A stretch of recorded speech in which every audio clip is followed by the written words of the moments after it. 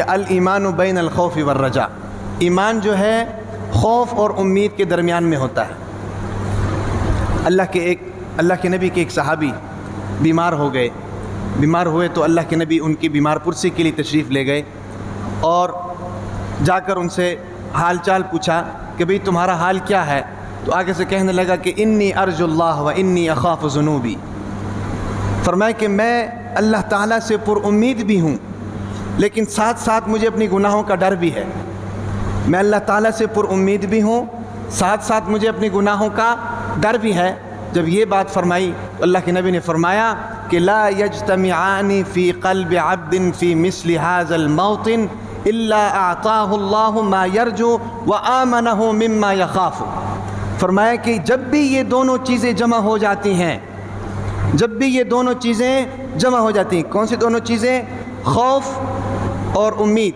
فرمایا کہ جب بھی یہ دونوں چیزیں جمع ہو جاتی ہیں تو اس صورت میں فرمایا کہ اللہ تعالیٰ اس کو امید دلا دیتے ہیں اور اس کے دل کے اندر سے خوف کو کیا کر دیتے ہیں؟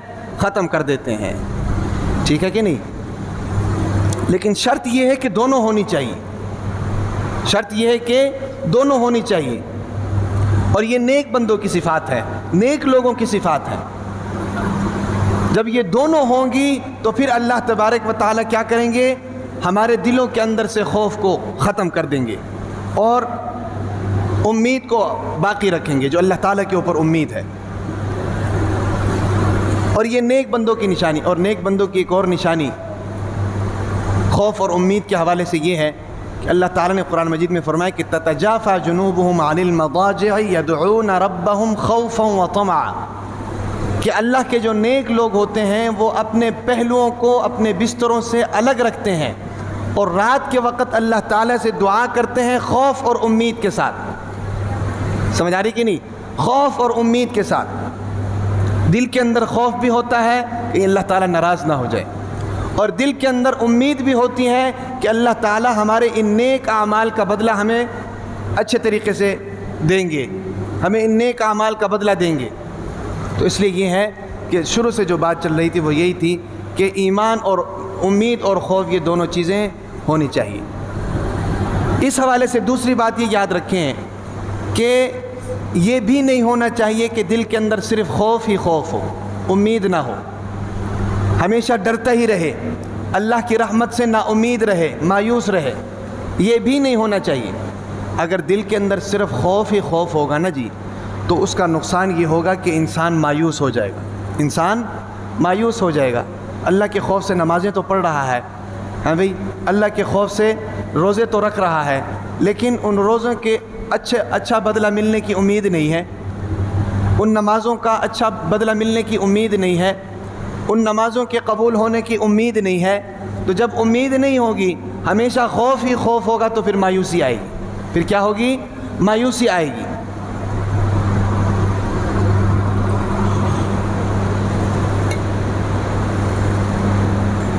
اور اسی طریقے سے صرف امید بھی نہیں ہونی چاہیے، یعنی دل کے اندر خوف کوئی نہیں ہے لیکن اللہ سے بڑے پر امید ہے۔ تو اس کا نقصان کیا ہوگا؟ اس کا نقصان یہ ہوگا کہ عمل کوئی نہیں کرے گا، نماز نہیں پڑھا، اللہ سے پر امید ہے، اللہ بڑا غفور الرحیم ہے بھئی، زکوٰۃ نہیں دے رہا، اللہ نے مال دیا ہے لیکن اللہ سے بڑا پر امید ہے کہ اللہ تعالیٰ معاف کر دیں گے۔ رمضان کے روزے نہیں رکھ رہا کیونکہ خوف نہیں ہے، لیکن امید اتنی زیادہ ہے کہ رمضان کے روزے نہیں رکھ رہا کہ اللہ تعالیٰ سے بڑے پر امید ہیں کہ اللہ تعالیٰ معاف کر دیں گے۔ سمجھ آ رہی کہ نہیں؟ تو اس طرح بھی نہیں ہونا چاہیے۔ آج جو ہمارے معاشرے کا حال یہاں تک پہنچا ہے نا جی، کہ آپ دیکھ لیں فجر کے وقت کتنے نمازی ہوتے ہیں، 2-3 بمشکل صفیں ہوتی ہیں، اور جمعے کے وقت سارے نمازی بھر جاتے ہیں۔ اس کی وجہ کیا ہے؟ اس کی وجہ یہ ہے کہ ہمارے دلوں کے اندر سے خوف نکل گیا، صرف امید پر قائم ہے۔ کہنے کو تو ہم کہتے ہیں کہ امید پر دنیا قائم ہے، لیکن اتنا بھی نہیں ہونا چاہیے کہ اللہ تعالیٰ ناراض ہو جائے، اللہ تعالیٰ کے حکم کی نافرمانی ہو جائے، ہیں بھئی، رسول اللہ صلی اللہ علیہ وسلم کی سنت پر عمل نہ کیا جائے، اتنا بھی نہیں ہونا چاہیے۔ اگر ہمیں اللہ تعالیٰ سے امید ہے تو ساتھ ساتھ خوف بھی ہونا چاہیے، صرف امید پر نہیں چلنا چاہیے.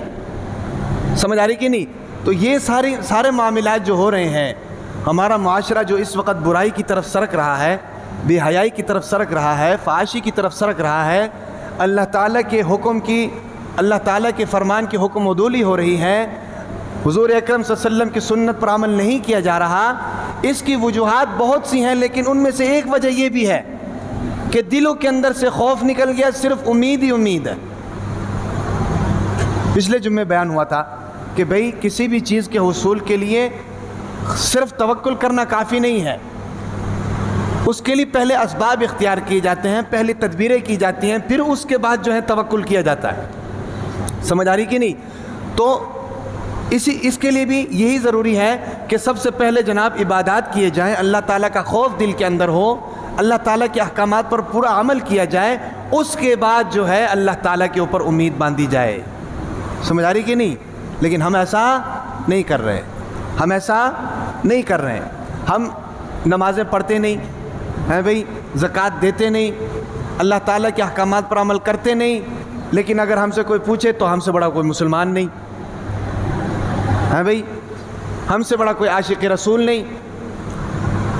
صرف امید کے اوپر زندگی گزار رہے ہیں. نماز جاتی ہے تو جانے دو، روزے جاتے ہیں تو جانے دو، مال آنا چاہیے چاہے حلال طریقے سے ہو چاہے حرام طریقے سے ہو. اسی حرام مال سے ہم اللہ کے راستے میں خرچ کرتے ہیں، اور پھر جناب ہم کہتے ہیں کہ اللہ تعالیٰ کا بڑا شکر ہے کہ ہم نے اتنا مال اللہ کے لیے خرچ کر دیا. یاد رکھیں کہ اس مال کا کوئی فائدہ نہیں، اس مال کا کوئی ثواب نہیں. سمجھ آ رہی کہ نہیں؟ جو حرام طریقے سے کما رہے ہیں. اور حرام طریقے سے کیوں کما رہے ہیں؟ اللہ کا خوف نہیں ہے، صرف امید ہی ہے، خوف کوئی نہیں ہے. تو جب صرف امید ہوگا، دل کے اندر خوف کوئی نہیں ہوگا، تو پھر یہی کام ہوں گے جو اب ہو رہے ہیں. سمجھ آ رہی کہ نہیں بھائی؟ ایک تو بات یہ ہے کہ آپ حضرات جو ہیں اتنے سست ہو کر بیٹھتے ہیں. کوئی شوق کے ساتھ بیٹھا کریں، دلچسپی کے ساتھ بیٹھا کریں، کچھ سیکھنے کی نیت سے بیٹھا کریں، کچھ سمجھنے کی نیت سے بیٹھا کریں. یا تو آپ کہتے ہیں تو پھر تھوڑا سا اسلامی ٹچ دے دیتے ہیں اس کو، ہیں بھئی، تھوڑا سا اسلامی ٹچ دے دیتے ہیں. ویسے تو آپ بور ہو کر بیٹھ گئے بھائی، تھوڑا سا فریش ہو کر چست ہو کر آیا کریں، نہا دھو کر تو ماشاءاللہ سب آتے ہیں.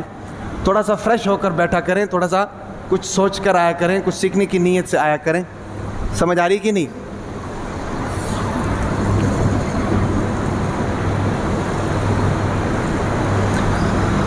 تو بات چل رہی تھی کہ خوف ہی خوف دل کے اندر ہو، یہ بھی نہیں ہونا چاہیے.